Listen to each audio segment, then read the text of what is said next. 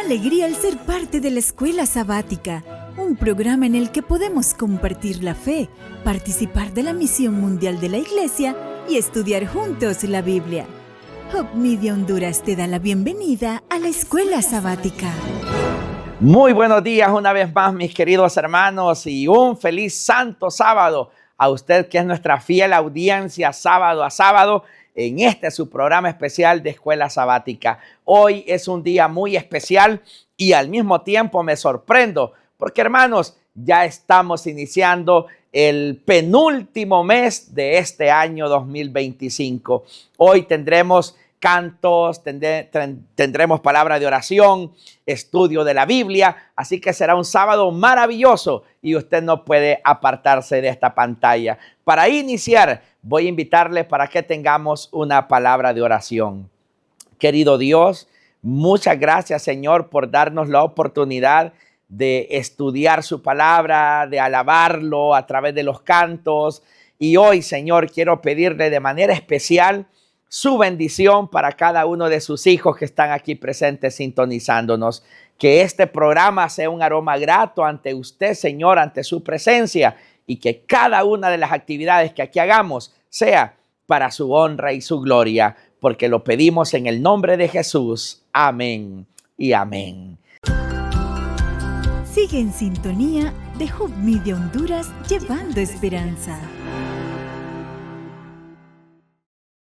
Gracias, hermanos, por estar aquí una vez más. Recuerde, usted tiene la oportunidad de compartir este programa a través del enlace con las personas que usted ama y con las que quiere encontrarse en el reino de los cielos. Así que comparte este enlace para que ellos también conozcan del amor de Cristo Jesús. Ha llegado el momento de alabar el nombre de Cristo y lo vamos a hacer a través del siguiente himno. Que Dios bendiga la vida suya a través de esta alabanza.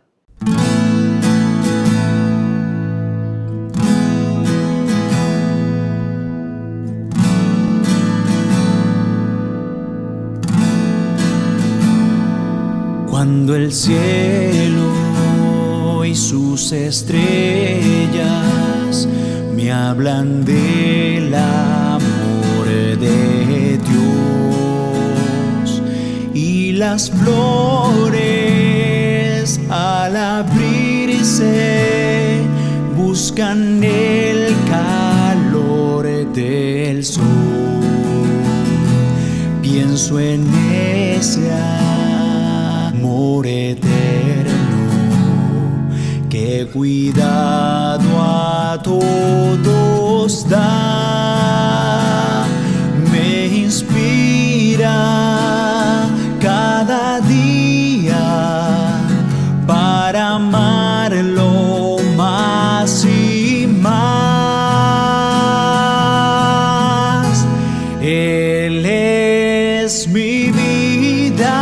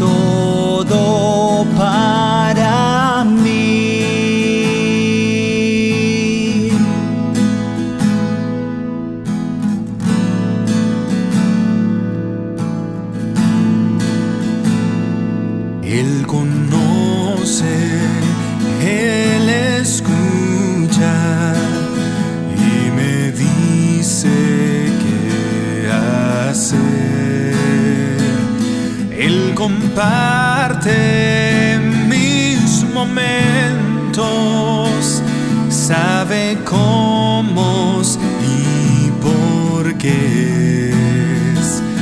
Él me guía cada paso, me da siempre lo mejor.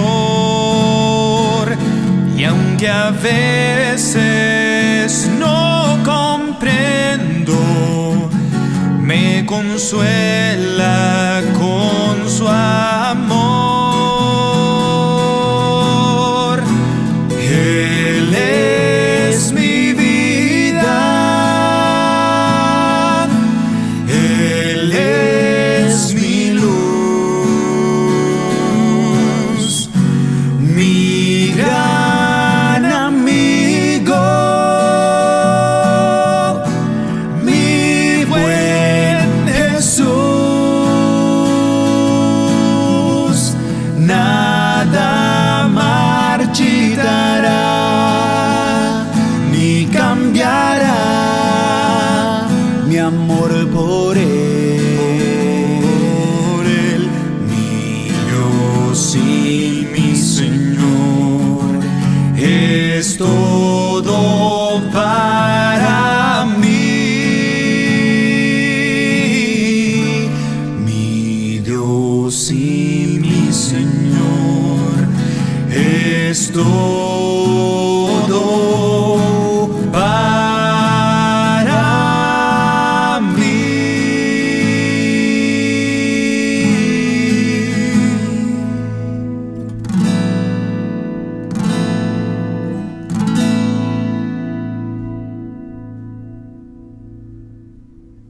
Qué hermoso es cantar juntos alabanzas a nuestro Dios. Así de hermoso también es el relato del misionero de esta mañana. Usted va a darse cuenta de qué se trata juntamente conmigo. Así que adelante, vamos a ver de qué trata el relato del misionero de esta mañana.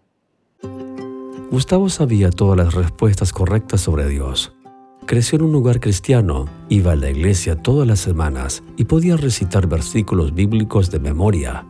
Aún así, se sentía distante de la fe, algo intelectual, pero no personal. Esto cambió cuando ingresó a la secundaria adventista en el nordeste de Brasil. Yo no quería venir aquí. Mi madre prácticamente me obligó, pero después comprendí que ella sabía que era lo mejor para mí. Aquí la fe no se limita al salón de clases, se vive activamente. La escuela refuerza su espíritu misionero, animando a los estudiantes a comprometerse en varios programas de extensión, mediante limpieza de playas, feria de salud y servicio comunitario. Los estudiantes experimentan el gozo de servir a otros. Al principio, Gustavo participó para encajar con sus compañeros, pero al servir, comenzó a sentir algo nuevo. Dios ya no era un concepto abstracto, se volvió real y presente en la vida de Gustavo. Después de participar en actividades misioneras, comprendí el propósito que Dios tenía para mí, algo que nunca imaginé que haría en mi vida, involucrarme en la misión. Ahora Gustavo es más que un estudiante. Dirige estudios bíblicos, comparte su fe y siente un profundo gozo en servir a otros. Aunque la escuela dispone de recursos para que los estudiantes se involucren, todavía enfrentan un gran desafío. Le falta un edificio dedicado solo para la iglesia, ya que los cultos se realizan en espacios inadecuados, donde no caben todos los estudiantes ni la comunidad vecina. Este 13º sábado, usted puede cambiar esta situación. Su ofrenda permitirá construir una nueva iglesia, un santuario donde los estudiantes como Gustavo pueden adorar, crecer e invitar a otros a conocer a Jesús.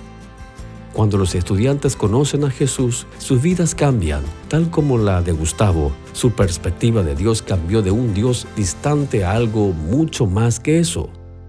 Cuando aprendí más de la misión, comprendí que Él no era solo eso. Él era un amigo, tenía con quien hablar. Es mucho más que una relación o una amistad.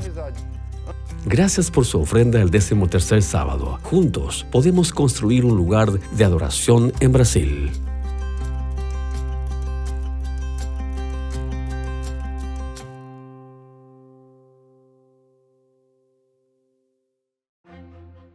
La palabra de Dios es viva, eficaz y más cortante que toda espada de dos filos. Cada semana, su autor nos invita a profundizar, a creer más y a vivir mejor a través del repaso de la lección de escuela sabática en Más de tu Palabra. Hoy, en Más de tu Palabra, estudiaremos la lección número 5. Dios pelea por ustedes. Sean bienvenidos a Más de tu Palabra. gran saludo para toda nuestra querida audiencia que nos están viendo desde cualquier parte del mundo, sea buenas tardes, buenas noches, de acuerdo al diferente uso horario en que te encuentras. Bienvenidos a Más de tu Palabra. Hoy con el pastor Jorge Luis Rodríguez, la lección número 5, Dios pelea por ustedes. Bienvenido, pastor. Muchas gracias, Daylin. Un gusto para mí siempre estar contigo y con esta amable audiencia que como cada semana se nos suma, en este caso, al estudio del libro de Josué.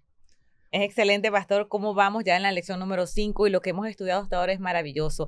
Y queremos recordarte que para estos estudios es necesario adquirir el material 3 en 1, que es una guía práctica para estudiar la Biblia. Estamos estudiando por trimestre la Biblia y este trimestre ha sido el estudio del libro de Josué. Interesante, pastor. De hecho, Daylin, déjame mencionar algo para los amables oyentes. El tema de esta semana va a estar un poquito... preocupante, bueno, es desafiante. Yo voy a decir complicado.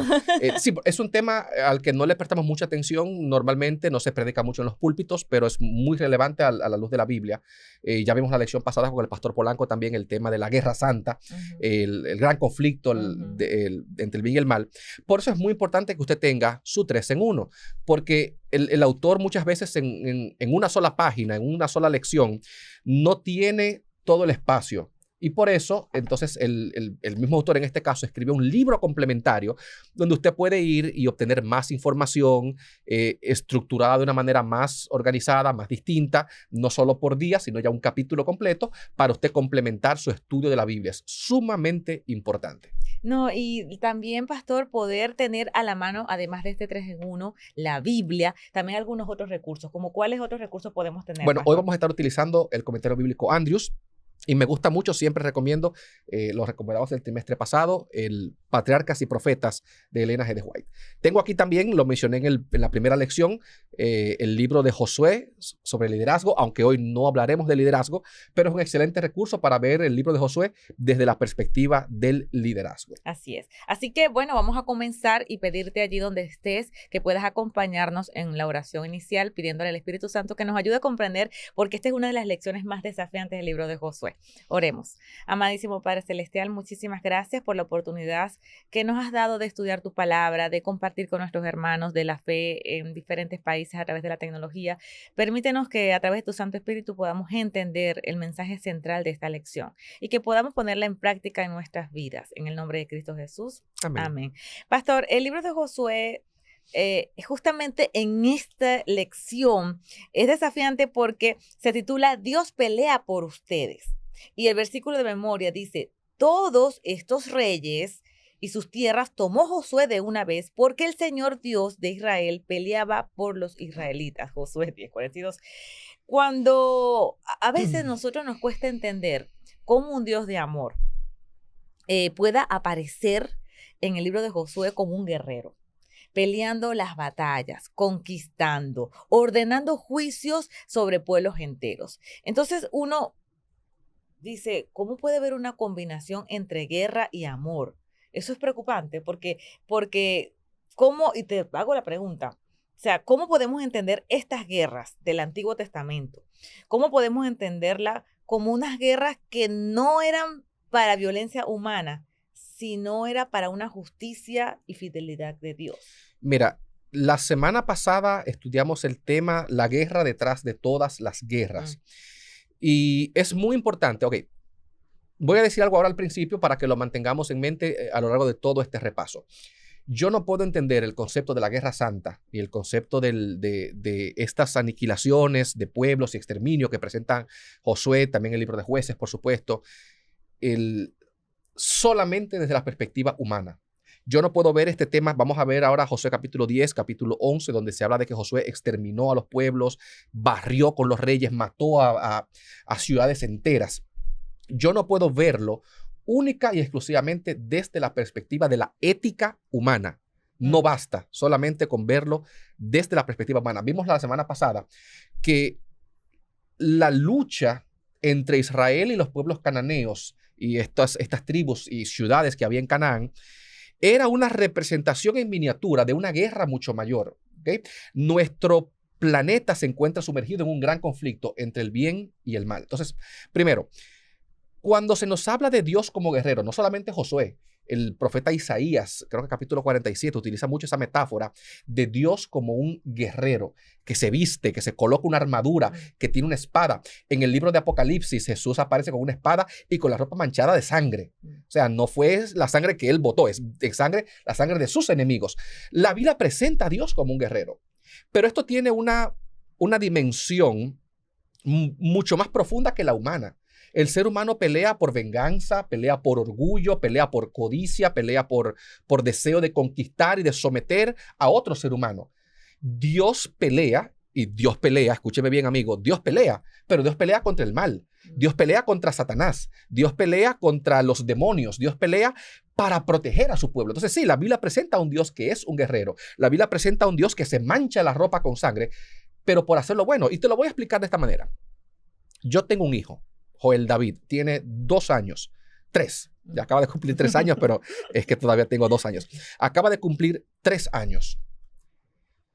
Si una persona entra a mi casa por la noche e intenta hacerle daño a mi hijo, ¿qué se supone que yo debo hacer? Vamos a ver, ¿debo yo decir paz y amor? Haz lo que tú quieras con mi hijo. Por supuesto que no. Eso sería ilógico. ¿Qué demanda el amor de padre de mí? Defender. Si una persona entra a hacerle daño a mi esposa, a mi hijo? Proteger, defender. Que yo proteja y que yo defienda. De la misma manera, cuando la Biblia presenta a Dios como un guerrero, lo presenta defendiendo a su pueblo. Lo presenta defendiendo la justicia, defendiendo el amor de los poderes malignos. Vamos a ver en esta lección un poquito más de trasfondo, pero hay que tener en cuenta la imagen de un Dios como guerrero. No es un guerrero humano. Dios se presenta como un guerrero, no para someter, no para dañar, sino para proteger lo bueno. O sea, repito, tenemos que tener esto en mente. El contexto es el gran conflicto. Dios es el representante de lo bueno y como un padre amoroso que defiende a sus hijos, se ve en la obligación, en este caso, de recurrir a medidas extremas, pero es para cuidar a su pueblo, es para defender lo que se considera bueno. Si Dios no actúa como guerrero, entonces el mal y los malos exterminan al pueblo de Dios. Si Dios no extermina el mal extermina el pueblo de Dios y el bien. E incluso intentaría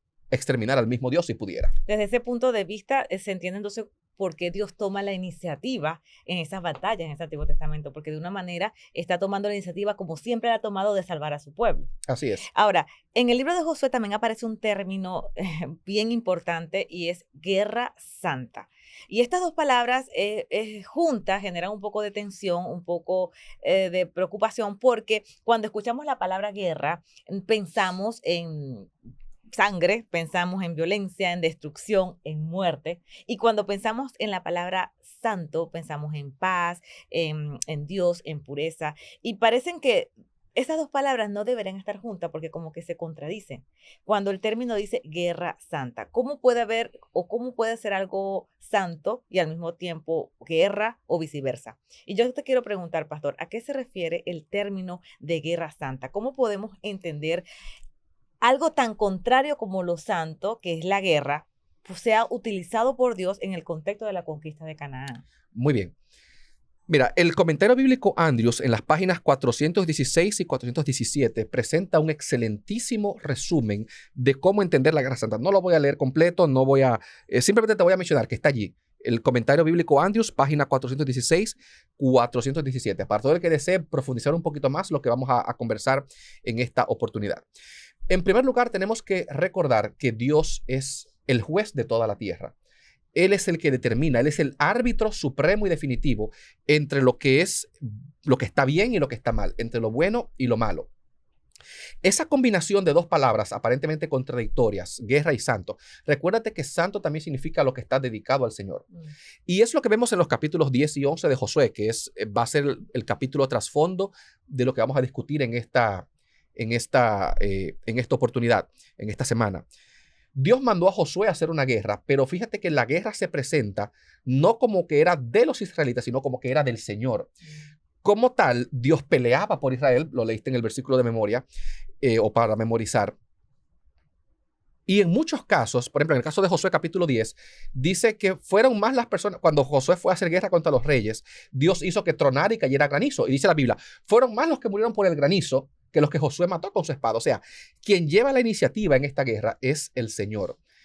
Y volviendo al punto inicial, cuando me preguntaste por el tema de Dios como guerrero, se le llama guerra santa porque el que pelea es Dios, no es su pueblo. Y Dios pelea contra todo lo que se opone a su reino, contra todo lo que se opone a su dominio, contra todo lo que se opone a lo bueno, al bien, a la justicia y al amor. O sea que el propósito de estas guerras santas realmente era establecer la justicia y la paz del mismo Dios en la humanidad. Es un round, por así decirlo, un asalto en términos de boxeo, en el gran conflicto cósmico entre el bien y el mal. Y Dios está tratando de de eliminar el caos. La Biblia entera, la Biblia comienza con Dios transformando el caos en orden. La tierra estaba desordenada, vacía, Dios viene y ordena. Es esa lucha constante entre el caos y el orden, entre lo malo y lo bueno. Y la guerra santa es eso, Dios tratando de hacer su parte. Menciona aquí el comentario bíblico de Andrews, que es muy importante señalar que este concepto de guerra santa, quizás lo volveremos a tocar al final de la lección, solo se aplica a este periodo en la historia, al periodo de la conquista de Canaán. No es una palabra que deba hoy formar parte de nuestro vocabulario como cristianos. Yo no puedo tomar las armas e ir a pelear contra un pueblo pagano y decir que es una guerra santa. Primero, la guerra santa es iniciativa de Dios, no del ser humano. Yo no puedo tomar una guerra personal o política, pegarle el nombre Guerra Santa y para legitimizarla o para hacer lo que yo quiera. Está limitada en la historia a este periodo de la conquista, 1400, 1100 antes de Cristo, y ya no es válido utilizar esta expresión, esta palabra hoy en día. No, y de hecho en las cruzadas anteriormente usaban esos términos para justificar. Y hoy día podemos hasta usar esos términos para justificar. Yo voy a defender aquí en una guerra santa, pero lo que busca Dios no es eso, no es venganza, sino es establecer su justicia y su paz. Es necesario, pastor, poder recordar lo que dice la lección en cuanto a la cultura cananea. La cultura cananea, de hecho, aquí habla en el día domingo y es interesante, es necesario pues resaltar que estaba profundamente contaminada. Idolatría, prácticas inmorales, sacrificios humanos, violencia, injusticia social, en fin. Era una sociedad que se había degradado tanto, pero tanto, y entender esa corrupción de ellos nos lleva de una otra manera a entender lo que es el término de guerra santa. Es correcto. Okay. Déjame leer algo, un detalle. En Génesis capítulo 15,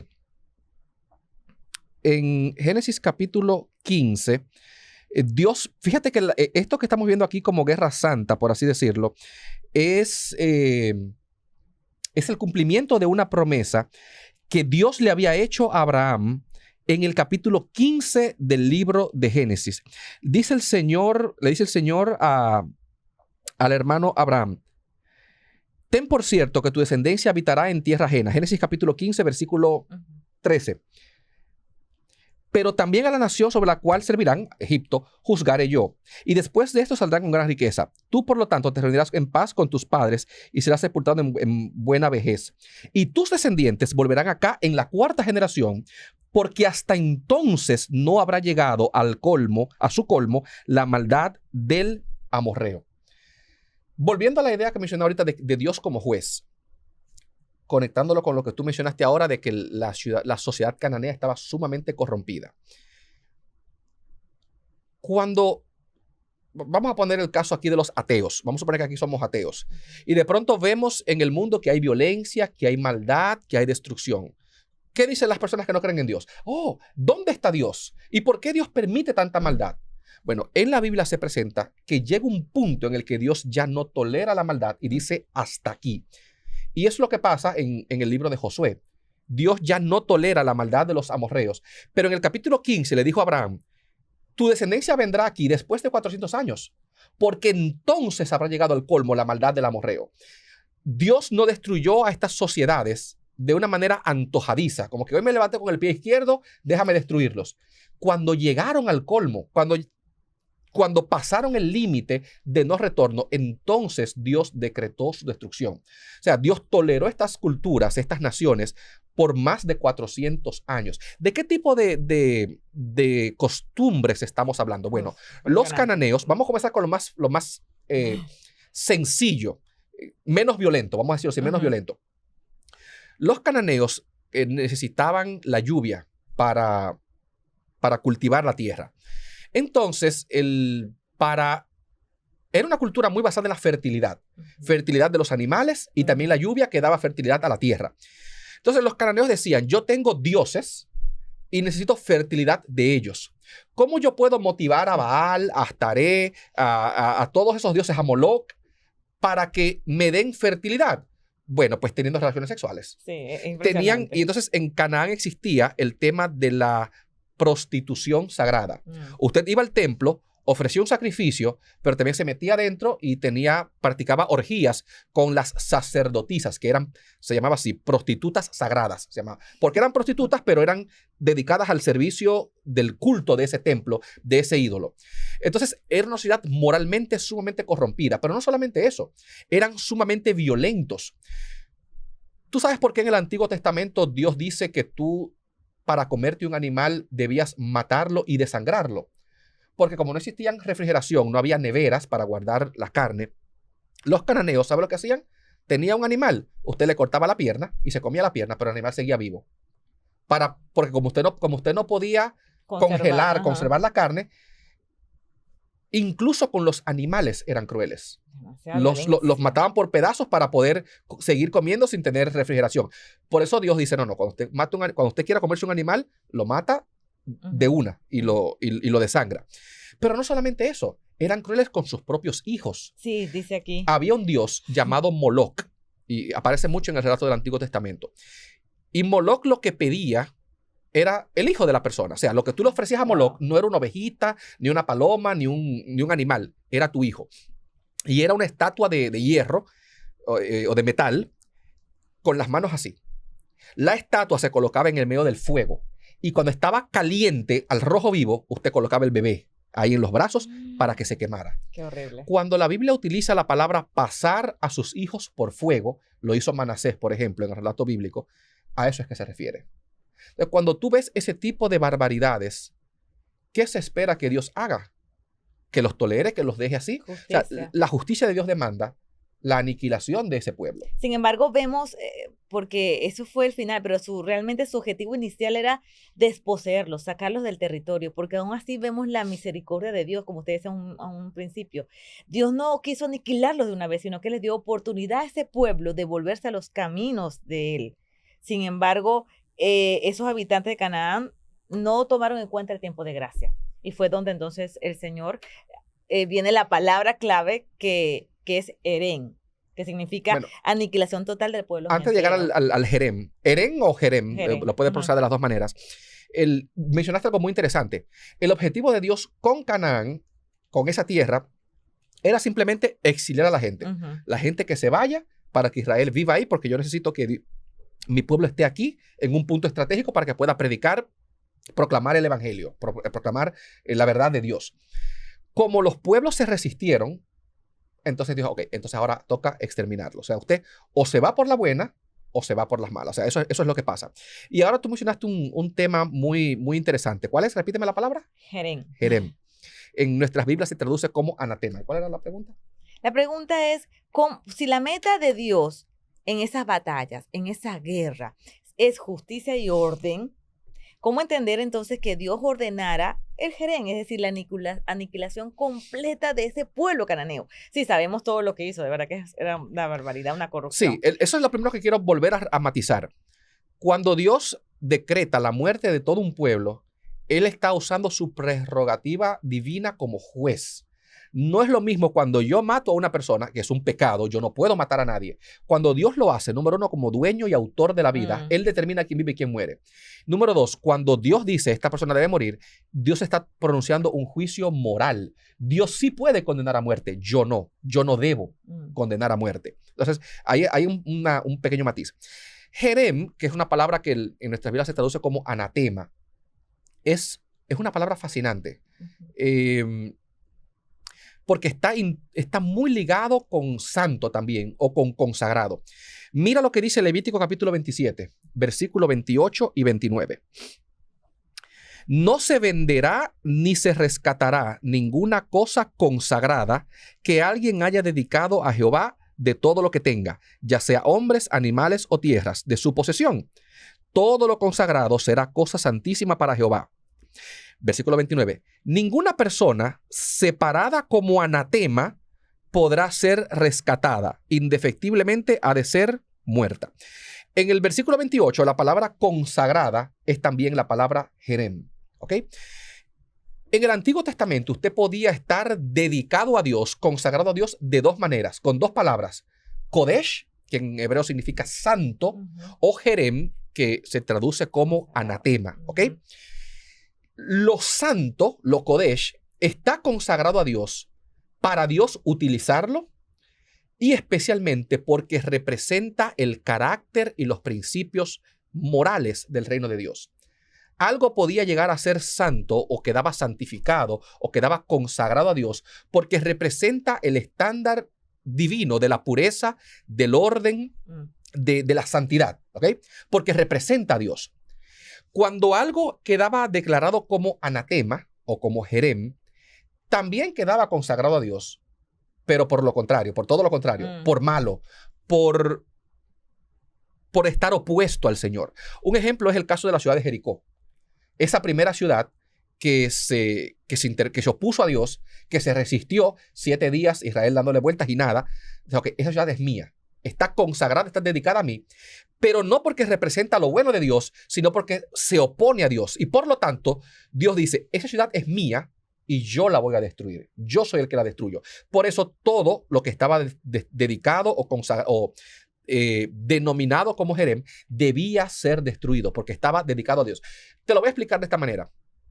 Cuando usted tiene un carro viejo que ya no sirve para nada, que no da para más, lo mejor que usted puede hacer con ese carro es llevarlo a un deshuesadero, no sé cómo dicen en tu país, donde un chatarrero, donde el carro lo funden para quizás reutilizarlo o alguna de sus partes. Lo mismo pasa con el jerem. Cuando algo es malo o que se opone a Dios, Dios mismo lo destina a destrucción. No podía ser rescatado, nadie más podía tocarlo, era de Dios, pero para destrucción.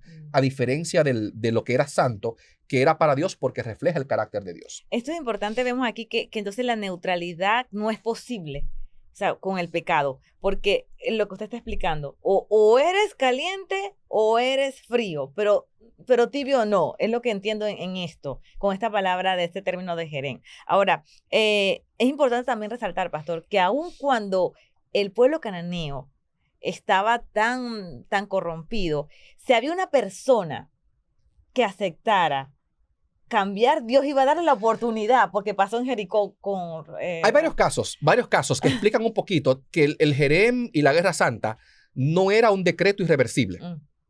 Caso número 1, Rahab. Jericó estaba destinada a ser destruida por completo, pero Rahab se salvó. Porque Rahab tomó la decisión de no identificarse con la rebeldía de su ciudad. El caso opuesto lo vemos en Josué, capítulo 7, con Acán. Acán tomó del anatema, pero lo apedrearon a él junto con su familia. ¿Por qué? Porque su familia participó del encubrimiento del pecado. Y otro caso es el de los gabaonitas. Correcto. Toda la tierra. Fíjate que el capítulo 9 dice que todos los reyes se pusieron de acuerdo para atacar a Josué y a los israelitas. Pero los gabaonitas dijeron no. Vamos a buscar la manera de hacer las paces con Israel. Ahí hay una mezcla de problema también porque Josué no consultó a Dios y no debía hacer las paces con ellos. Pero vemos el caso de una ciudad, de un pueblo, de toda una sociedad que decidió, en este caso por astucia, no pelear y lograron, mediante el engaño, por supuesto, para mantenerse y no ser destruidos.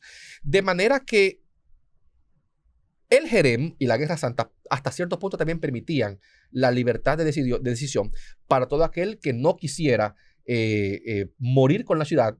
Podía tomar la decisión de convertirse, por así decirlo, decir, ok, y escapar entonces a la destrucción, como es el caso, el más obvio, el de Rahab. Es bellísimo esta área, pastor, porque ahí vemos la misericordia de Dios y el libre albedrío que nos sigue dando hoy. Y tal vez jerem aquí representa algo que debemos nosotros quitar en nuestras vidas, que corrompe nuestra vida hacia Dios. ¿Qué cosa nosotros necesitamos quitar? ¿Qué cosa nosotros tenemos que eliminar por completo de nuestra vida para vivir fieles a Dios? Es una pregunta que debemos hacernos. Bien, pastor, así Israel peleó sus batallas, pero sin embargo las batallas a que apunta Israel no son tanto batallas físicas, sí fueron físicas, pero apuntan a un mensaje final que es a Jesús, que es el príncipe de paz. Y ahí es donde hay también una contradicción, ¿no? El guerrero que es justo, que es juez misericordioso, pero está el príncipe de paz. Bueno, cuando Dios haya exterminado el mal, cuando ya no haya pecado ni pecadores, entonces vendrá un reino de paz. De hecho, Isaías capítulo 9, versículo 6 dice, ¿verdad? Porque un niño nos es nacido, hijo nos es dado, el principado sobre su hombro y será llamado su nombre, admirable consejero, Dios fuerte, Padre eterno, príncipe de paz. Lo dilatado de su reino no tendrá fin. En el Antiguo Testamento se repite mucho la frase, y habrá paz en todo mi santo monte. Dios ha prometido una tierra nueva, donde, como menciona el profeta Isaías, donde el león y el cordero podrán morar juntos, donde la serpiente no morderá, donde el lobo no hará daño. Pero para que ese futuro de paz llegue, Dios tiene que exterminar el mal del universo. Solo cuando Dios haya acabado, erradicado con el pecado, entonces podrá venir ese reino de paz. Y es el reino que esperamos nosotros, ese reino de paz que Cristo va a instaurar.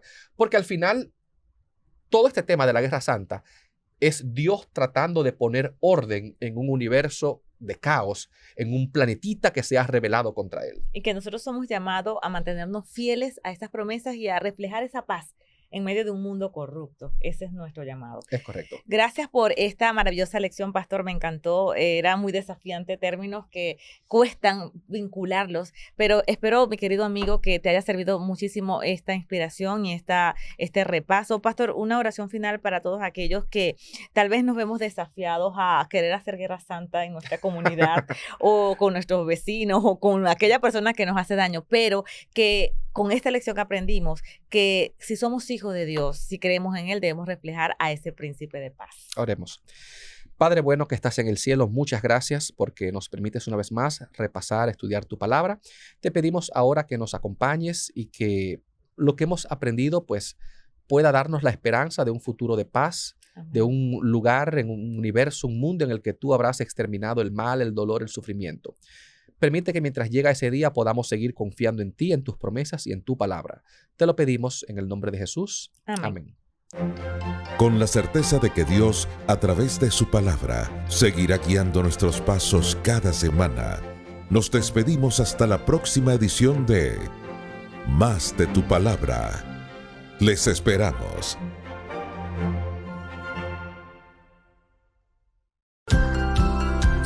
Sigue en sintonía de Hope Media Honduras, llevando esperanza.